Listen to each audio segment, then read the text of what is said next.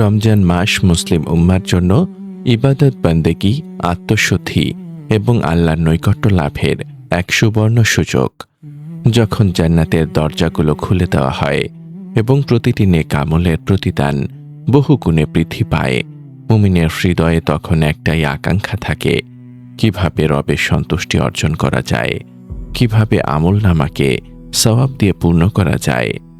কিন্তু এই মাসে আমাদের অনেকের মনেই একটি অত্যন্ত গুরুত্বপূর্ণ ও স্পর্শকাতর বিষয় নিয়ে প্রশ্নের উদ্রেক হয়, আর তা হল যাকাত। যাকাত ইসলামের 5টি স্তম্ভের মধ্যে অন্যতম একটি ফরজ ইবাদত, যা সম্পদ নিসাবে পৌঁছানোর 1 বছর পর আদায় করা ওয়াজিব। কিন্তু আমাদের সমাজের অধিকাংশ মানুষই রমজান মাসকে যাকাত আদায়ের একমাত্র বা সর্বোত্তম সময় মনে করেন। এখন প্রশ্ন হল, যাকাত কি কেবল রমজানেই দিতে হয়? বছরের অন্য কোনো সময় যাকাত দিলে কি সওয়াব কম হয়, নাকি রমজানের বিশেষ ফজিলত যাকাত আদায়কেও প্রভাবিত করে? আবার এমনও হতে পারে যে আপনার যাকাত ফরজ হয়েছে অন্য মাসে, কিন্তু আপনি রমজানের অপেক্ষায় তা আটকে রেখেছেন। এতে কি সওয়াব হবে নাকি গুনাহ? এই বিষয়গুলোতে সঠিক জ্ঞান না থাকলে আমরা একদিকে যেমন আল্লাহর নির্দেশ পালনে ভুল করতে পারি, অন্যদিকে তেমনি রমজানের এই বরকতময় মাসকে পরিপূর্ণভাবে কাজে লাগাতে ব্যর্থ হতে পারি। আজ আমরা ইসলামের সুমহান শিক্ষার আলোকে গভীরভাবে জানব, রমজান কি যাকাত প্রদানের সর্বোত্তম সময়?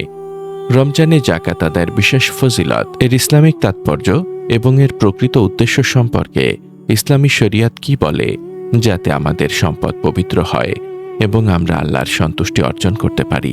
আসসালামু আলাইকুম ওয়া রাহমাতুল্লাহি ওয়া বারাকাতুহু। আজকের এই অত্যন্ত জরুরি আলোচনায় আপনাদের স্বাগত জানাচ্ছি। তবে মূল আলোচনায় প্রবেশ করার আগে আপনাদের কাছে একটি বিশেষ অনুরোধ।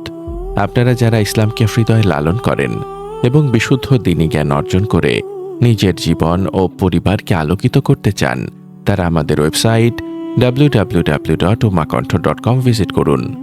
সেখানে আপনারা পাবেন জীবন ঘনিষ্ঠ ইসলামিক আর্টিকেল ও রিসোর্স।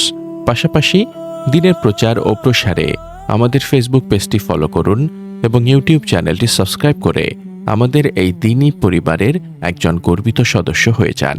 প্রিয় শ্রোতা, যাকাত কোনো সাধারণ দান বা খায়রাত নয়, এটি ধনীদের সম্পদে গরিবের হক বা অধিকার।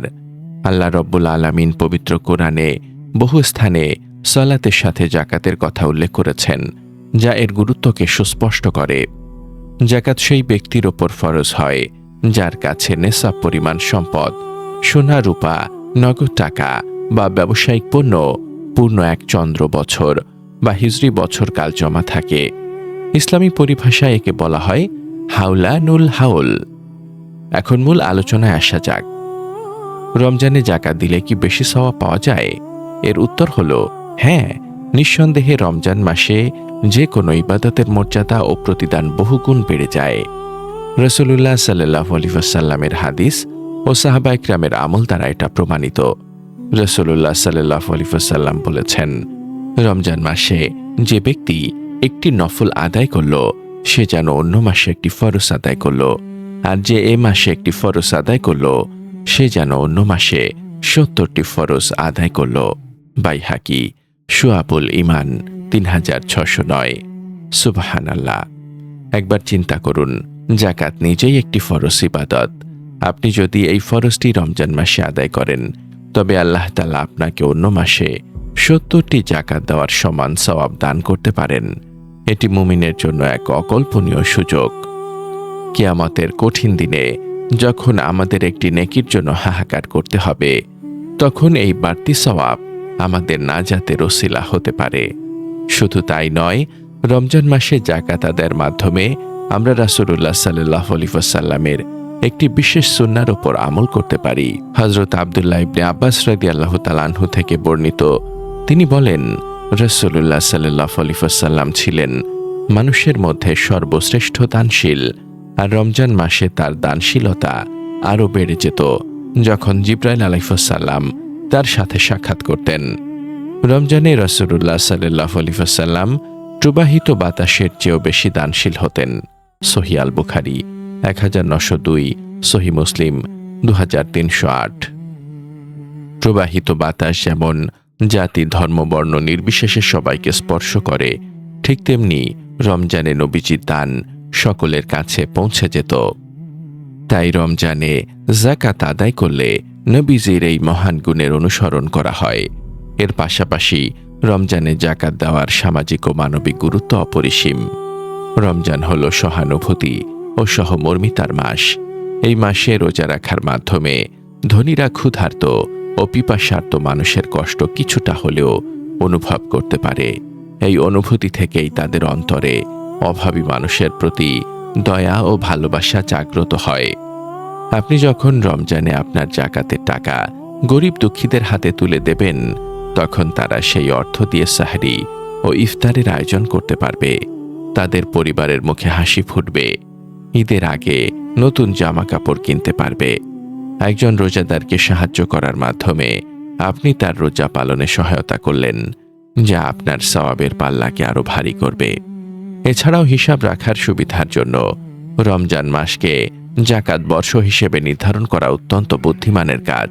যেহেতু যাকাত চন্দ্র বছর হিসেবে দিতে হয়, আর আমরা অনেকেই তারিখ মনে রাখতে পারি না, তাই রমজান মাসকে যাকাত মাস হিসেবে ঠিক করে নিলে হিসাব মনে রাখা সহজ হয় এবং প্রতি বছর ঠিক সময়ে যাকাত আদায় করা নিশ্চিত হয়।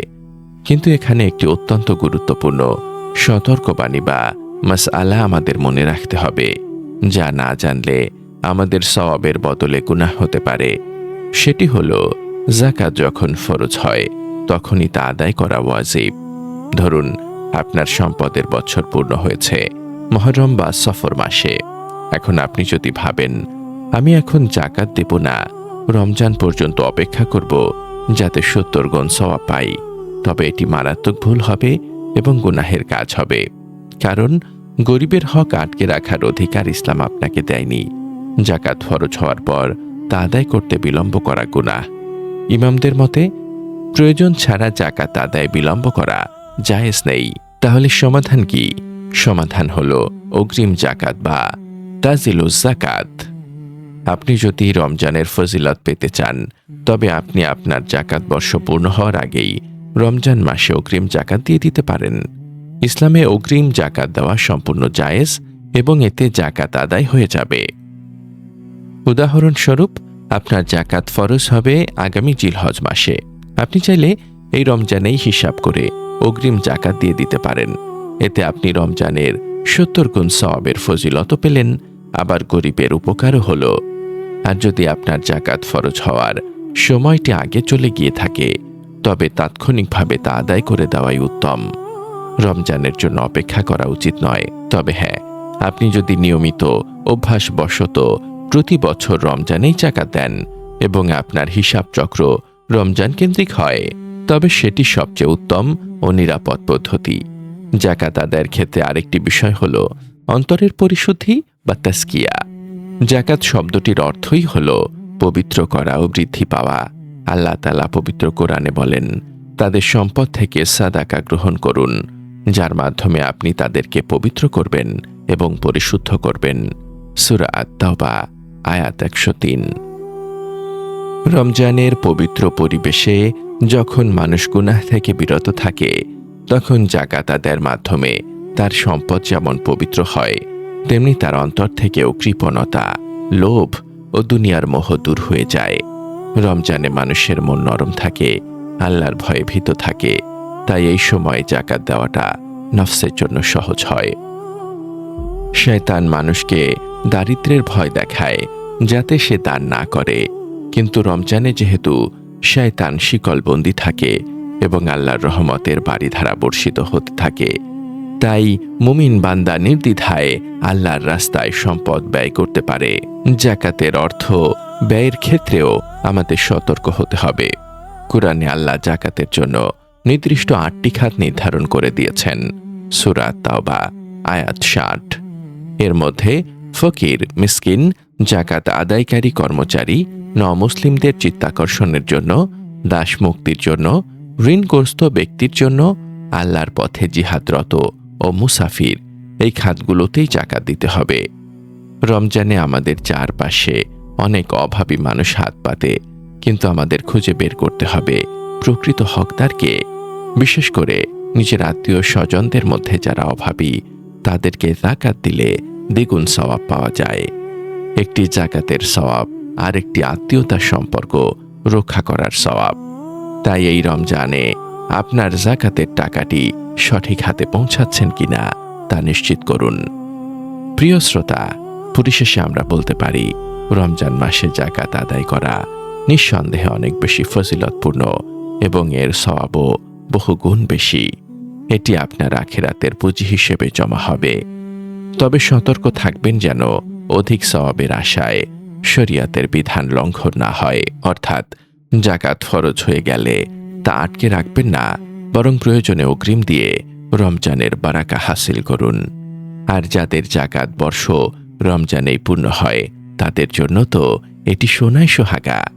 আসুন আমরা এই রমজানে আমাদের সম্পদের সঠিক হিসাব করি এবং পাই পাই করে জাকাত আদায় করি।